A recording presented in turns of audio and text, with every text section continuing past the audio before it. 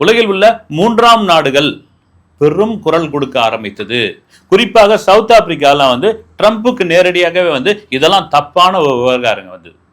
ஒரு நாட்டு கூட நீ யார் வர்த்தகம் பண்ணலாம் வச்சுக்க கூடாது. அதே மாதிரி நீ கண்ணாமண்ணா வரி விதிப்பீங்களா? அது எந்த விதத்தில் நியாயம்?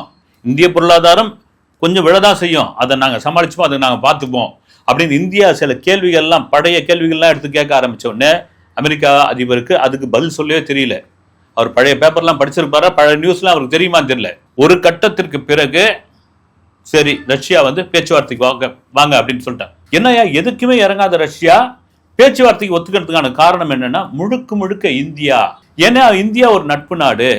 இந்தியா மேல 25% வரி போட்ட உடனே இந்தியா அமெரிக்கா பக்கம் சாஞ்சிடும் ரஷ்யா முதல்ல எதிர்பார்த்தது, குறிப்பாக புதின் எதிர்பார்த்தாரு. அதெல்லாம் கிடையாது அப்படின்னு 50% போட்ட பிறகும் நாங்க என்ன அவங்க கிட்ட தான் வாங்குவோம், ரஷ்யா கிட்ட தான் வாங்குவோம் அப்படின்னு அதுல ஒரு பெரிய இதாக போச்சு. நம்மளால் இந்தியாவை தவிர பல நாடுகள் ரஷ்யாவுடன் நீங்க நட்பு வச்சிருக்கீங்க, ரஷ்யாவுடன் வர்த்தகம் வச்சிருக்கீங்க அப்படின்னு ஃபைன் போட்டு வரி போடுறது. இதுலயே அவங்களாம் பாதிக்கணும், கொஞ்சம் இறங்கி வருவோம், பேசுவோம். குறிப்பாக இந்தியாவுக்காக பேசுவோம். நம்ம இந்தியாவை நாங்க பகைத்துக் கொள்ள விரும்பவில்லை, நமக்காக ஒரு நண்பன் நிக்கிறான் அப்படின்ற ஒரு விஷயம்.